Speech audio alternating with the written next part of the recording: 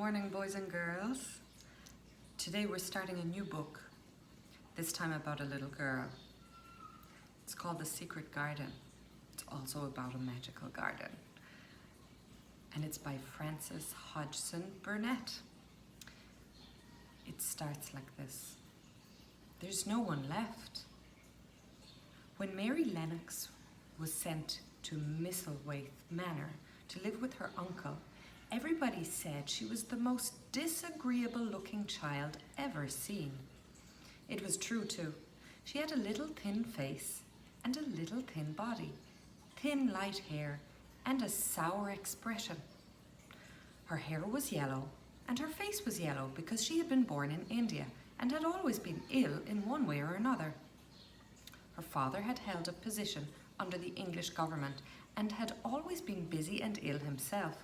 And her mother had been a great beauty who only cared to go to parties and amuse herself with people. She had not wanted a little girl at all, and when Mary was born, she handed over the care of her to someone else who was made to understand that if she wished to please the Mem Sahib, she must keep the child out of sight as much as possible. So when she was a sickly, fretful, ugly little baby, she was kept out of the way. And when she became a sickly, fretful, toddling thing, she was kept out of the way also. She never remembered seeing familiarly anything but the dark faces of her ayah and the other native servants. And as they always obeyed her and gave her her own way in everything, because the Mem Sahib would be angry if she was disturbed by her crying, by the time she was 6 years old, she was as tyrannical and selfish a little pig as ever lived. The young English governess who came to teach her to read and write disliked her so much that she gave up her place in 3 months, and when other governesses came to try to fill it, they always went away in a shorter time than the first one.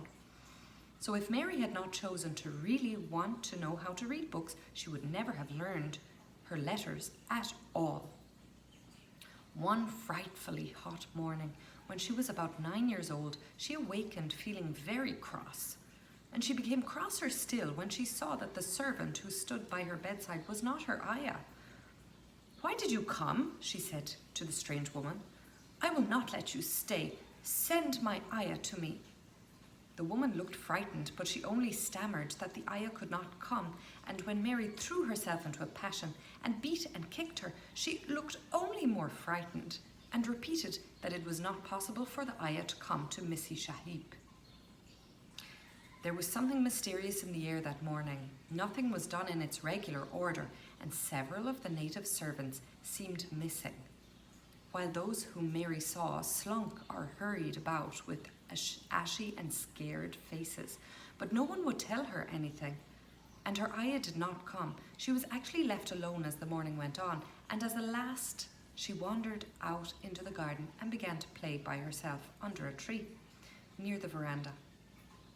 She pretended that she was making a flower bed, and she stuck big scarlet hibiscus blossoms into the little heaps of earth, all the time growing more and more angry and muttering to herself the things she would say and the names she would call Sadie when she returned. "Pig, pig, daughter of pigs," she said, because to call a native pig is the worst insult of all. She was grinding her teeth and saying this over and over again when she heard her mother come out on the veranda with someone. She was with a fair young man, and they stood talking together in low, strange voices. Mary knew the fair young man, who looked like a boy. She had heard that he was a very young officer who had just come from England. The child stared at him, but she stared most at her mother. She always did this when she had a chance to see her, because the Mem Sahib, Mary used to call her that oftener than anything else, was such a tall, slim, pretty person and wore such lovely clothes. Her hair was like curly silk, and she had a delicate little nose which seemed to be disdaining things, and she had large laughing eyes. All her clothes were thin and floating, and Mary said they were full of lace. They looked fuller of lace than ever this morning, but her eyes were not laughing at all.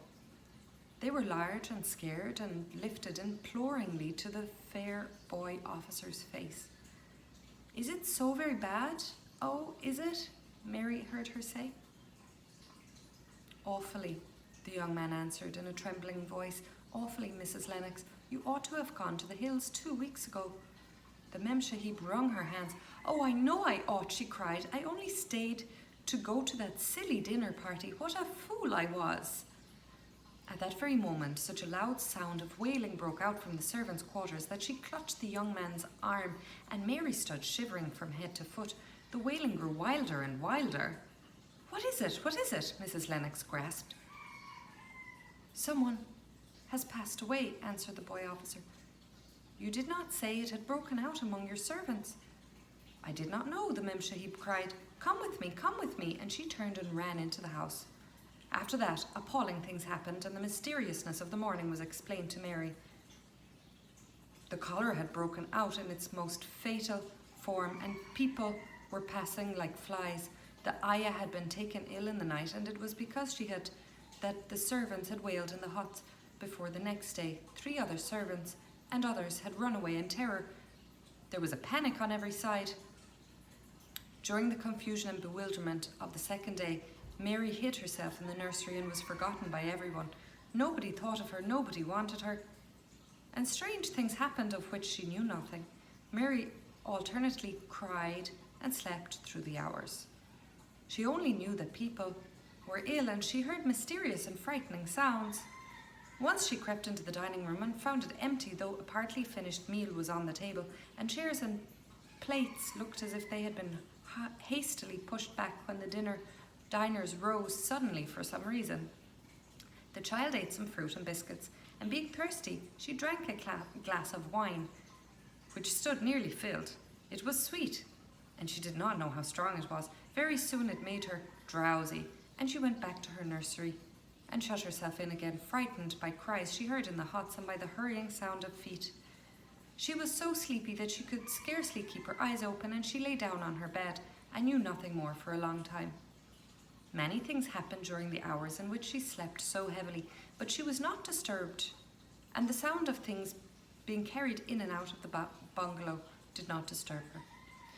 When she awakened, she lay and stared at the wall. The house was perfectly still. She had never known it to be so silent before. She heard neither voices nor footsteps, and wondered if everybody had got well and all the trouble was over. She wondered also who would take care of her now. There would be a new ayah, and perhaps she would know some new stories. Mary had been rather tired of the old ones. She did not cry. She was not an affectionate child and had never cared much for anyone. The noise and hurrying about and wailing had frightened her, and she had been very angry because no one seemed to remember her. Everyone was too panic-stricken to think of the little girl no one was fond of. When people had it, it seemed they remembered nothing but themselves. But if everyone was well again, surely someone would remember her and come to look for her. But no one came, and as she lay waiting, the house seemed to grow more and more silent. She heard something rustling on the matting, and when she looked down, she saw a little snake gliding along and watching her with eyes like jewels. She was not frightened because she was a harmless little thing who would not hurt her, and he seemed in a hurry to get out of the room. He slipped under the door as she watched him. "How queer and quiet it is," she said. "It sounds as if there were no one in the bungalow but me and that snake." Almost the next minute she heard footsteps in the compound, and then on the veranda there were men's footsteps, and the men entered the bungalow and talked in low voices. No one went to meet or speak to them, and they seemed to open the doors and look into rooms. "What desolation," she heard one voice say. "Oh, that pretty, pretty woman, I suppose. I heard there was a child, though no one ever saw her." Mary was standing in the middle of the nursery when they opened the door a few minutes later. She looked an ugly, cross little thing and was frowning because she was beginning to be hungry and feel disgracefully neglected. The first man who came in was a large officer, and she had once seen talking to her father. He looked tired and troubled, but when he saw her, he was so startled that he almost jumped back.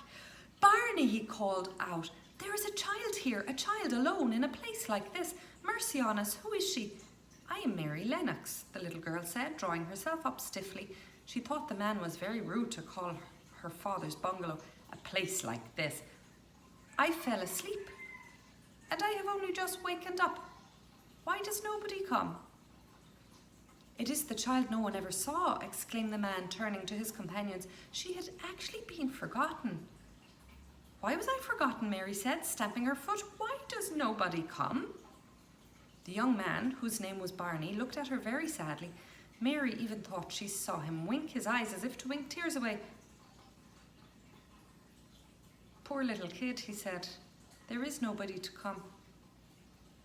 It was in that strange and sudden way that Mary found out that she was there alone, that they had to go, and that is why the place was so quiet. It was true that there was no one in the bungalow but herself and the little rustling snake.